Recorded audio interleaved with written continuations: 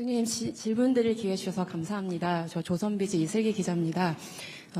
이번 정상회담에서 결국 근거 없는 혐오 정서를 해결해 나가자라는 게 이번 회담의 골자라고 좀 생각이 되는데요. 다만 이제 우리 국민들이 서해 구조물이나 오래된 미세먼지 문제, 특히 사실 쿠팡의 그 정보 유출 사태 관련해서 중국인 직원 이런 문제들이 사실 있지 않습니까? 그래서 이런 것에 근거해서 우리 국민들이 사실 중국에 대한 반감이나 약간의 우려, 불편함 이런 감정을 갖고 계신 것도 사실입니다. 그래서 이거와 관련해서 좀 두 분이 허심탄회한 대화를 나누셨을 거라고 생각하는데요. 마침 우리가 사이버 안보 관련한 MOU도 체결했고요. 그래서 이런 부분에 대해서 중국이 나름의 배경을 좀 알고 있는지 두 분이 좀 어떤 대화 나누셨는지 여쭙고 싶습니다. 근거 없고 불필요한 혐오 선동에 대해서 우리가 경각심을 가지고 엄히 제재해야 된다는 점은 명백하죠.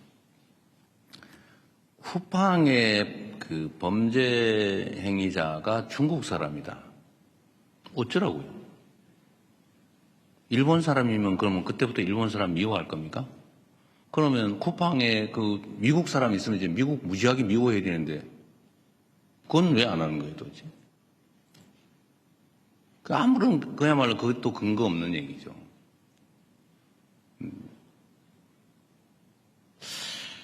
미세먼지 문제는 사실 우리 국민들께서는 좀 잊어버리고 있었을 가능성이 꽤 있죠. 예를 들어 한참 심할 때 이게 중국 발이냐 아니면 어디 발이냐 몇 퍼센트가 중국 거냐 가지고 막 싸우고 그랬잖아요. 저도 누구하고 싸웠던 기억이 있는데 방송에서.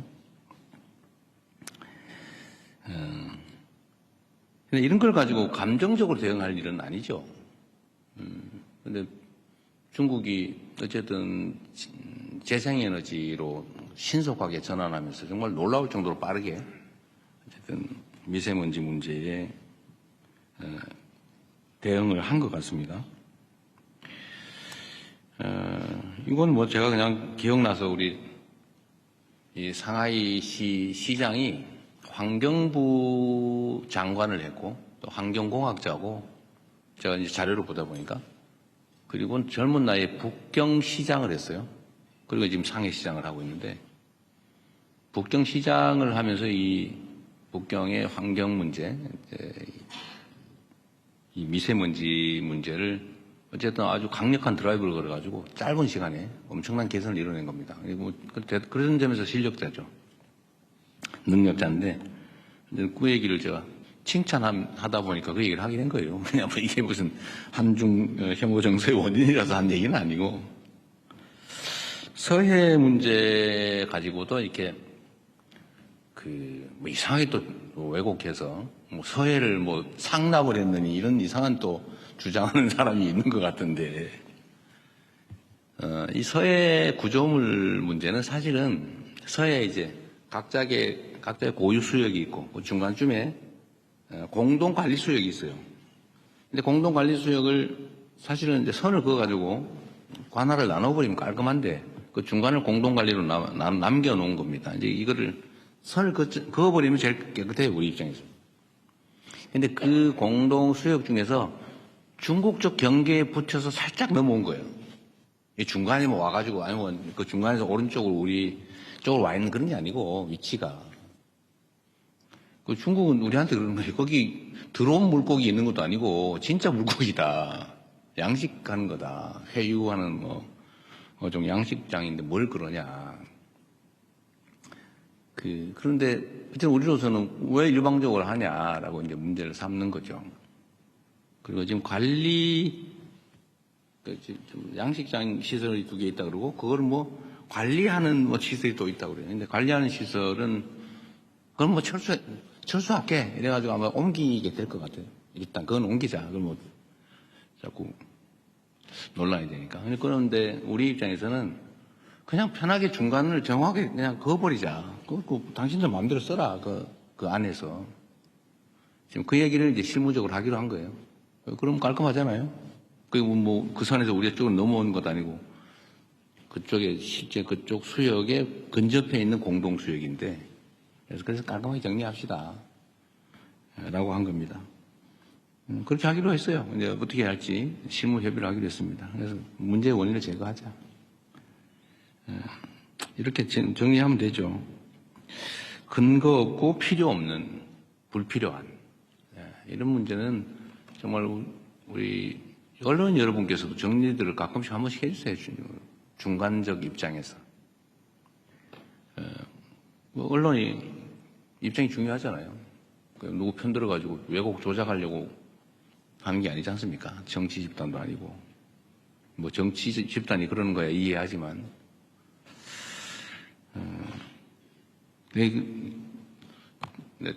붙여서 내가 얘기 한번 얘기했다. 참 신통한 게 있었는데, 예를 들면 말입니다.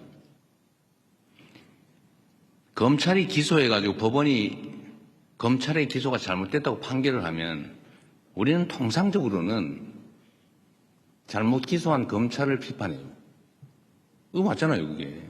왜냐하면 최종 판단권은 법원이 가지니까. 그런데 희한하게 거기에 이재명이나 민주당이 관계가 되면은 법원이 판단이 잘못됐다고 검찰을 두둔해요. 그 이상하지 않습니까? 왜 항소 안 했냐고 따져요.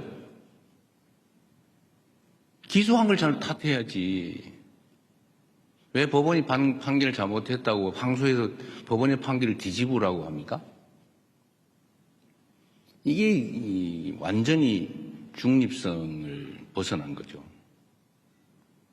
기준이 정말 그때마다 달라요. 언제는 잘못 기소했다. 무리한 기소다. 원래 무죄 나면 무리한 기소라고 비평하는 거 아니에요? 무리한 기소? 항소하겠다면 혼내야지 오히려. 법원의 판결이 잘못된 게 아니면. 그런데 묘하게 그 검찰이 항소 안 한다고 말이지. 왜 항소 안 했냐고 비난을 해요. 이게 문제다 이거죠.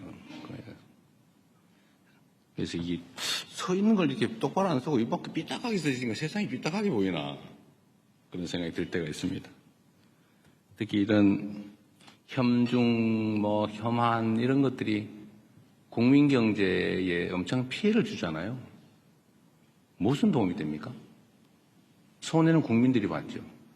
장사 안 되고 물건 안 팔리고 화장품 진짜 지금 같으면 중국을 석권해야 되는 거 아닙니까?